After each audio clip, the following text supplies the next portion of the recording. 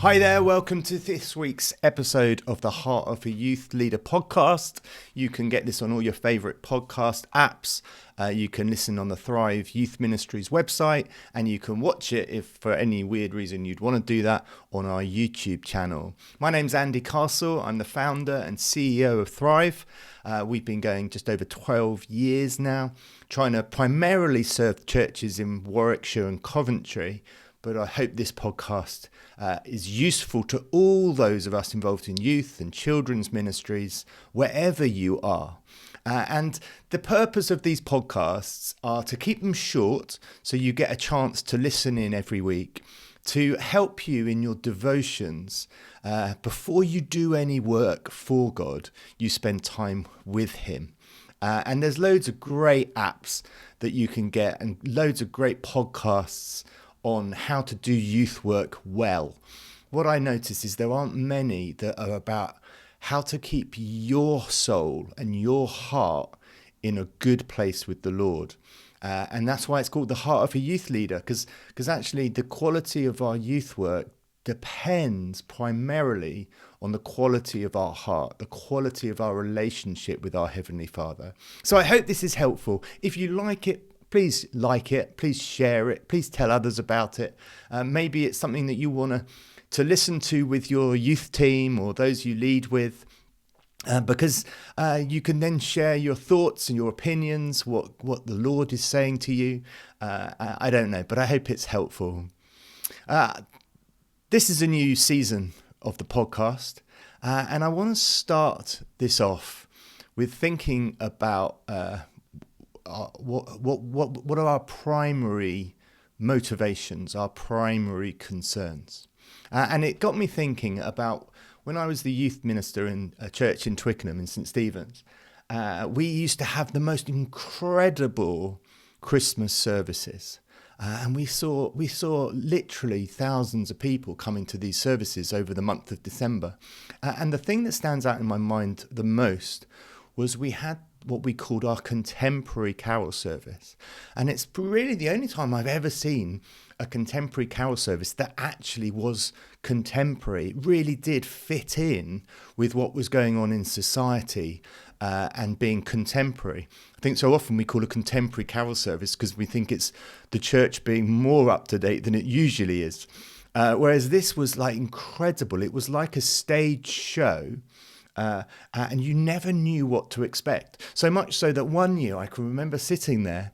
I was in the band. No, I wasn't in the band, I don't think, that year. I think I was just there as a member of the congregation.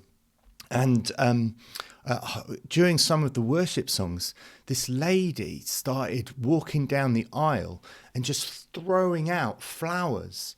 And we were looking at each other thinking, I don't recognize her. Is she part of this? Or is she not? And everyone's sort of sitting there thinking, this is different. Is this part of being contemporary church? And then I realised someone who was part of the team putting the service together, who obviously knew what should happen, gently went up to this lady and quietly escorted her to the back because she was nothing to do with it. But we were like, oh, that was a bit different, a bit quirky, and a bit could have been confrontational. And what happens when someone comes into your church that does something that you don't expect? And that takes me to Luke chapter 19, when Jesus goes to the temple and starts driving out those who are selling. I wonder whether people go, this is a bit different. What's going on here? Or the noise he was making, they were like, we've got to get rid of him as quickly as possible. How dare he come into our building? How dare someone come and disrupt us like this? And yet Jesus turns around in Luke 19:46 and says, it is written, my house will be a house of prayer, but you have made it a den of robbers. That must have upset them a lot. What upsets you a lot? And do we always get upset by the right things? Or do we get upset by people because they're challenging what we think is right? And the thing I'm learning is we've always got to be open to what's going on around us. Just because it goes against what we've planned, or just because it goes against what we were hoping for, or our expectations, we need to be first to go, tell me. What am I doing wrong? What are we doing wrong? What could be better? What could be different? Is it right? And we have to listen.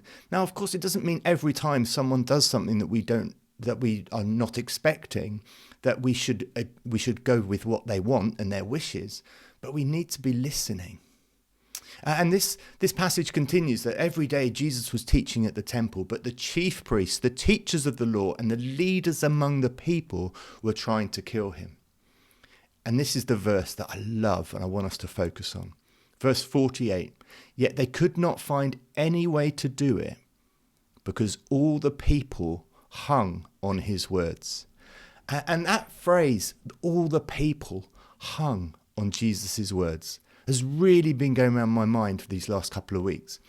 Just thinking, oh, wow. See, the Pharisees and the chief priests and the teachers of the law, they all wanted to have the loyalty of all the people. They wanted to.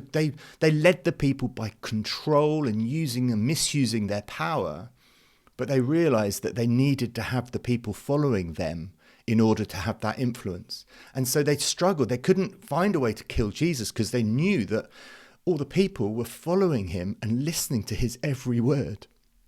And it just struck me of all the people hung on his words.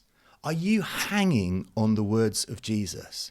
I can remember I had a Bible when I was younger that, all the words of Jesus were in red print. I think it might even be called a red letter Bible or something like that. But it was like everything was in black except for the actual words that we believe Jesus spoke were in red. So it's like all the words in the Bible are important, but these are the most important because they are the direct words of God. And they were all in red, and it was so useful. And I was like, as I was thinking about this episode, I was thinking that's what we need. We need to focus on those words and to be hanging on his every word. What does that look like? It means to be devouring it. It means to spend time every day going over the words that God has said. It's like when you're young and in love and you're just starting to go out and someone, back in the day we used to write little notes to each other. Now it's probably just text messages or WhatsApps and whatever that you keep and that you just read and you reread and you reread and you go, I'm just going to read it again. Because you're looking for everything in the word. You're hanging on the words of your loved one.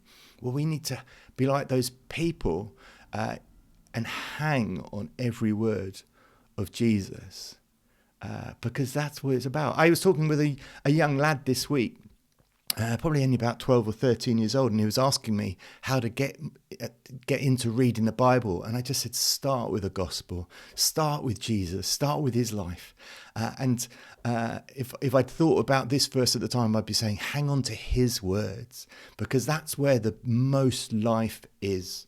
So as we go into this new season, I want to say, hang on every word of Jesus. He is our top priority. It's not about what we can do for him. It's about how we can be more like him. It's how we can be with him and how he can, by his Spirit, live within us. It's all about our relationship with him. If our relationship with him is good, if it's strong, then how we live out our lives will be good and will be strong. And we will lead young people into a similar relationship. If we just talk about the relationship but don't actually demonstrate it, all they will grow up knowing is what we ought to do, not actually how we do it. So find some time and spend some time reading the words of Jesus this week. Have a great week. Hopefully see you next week.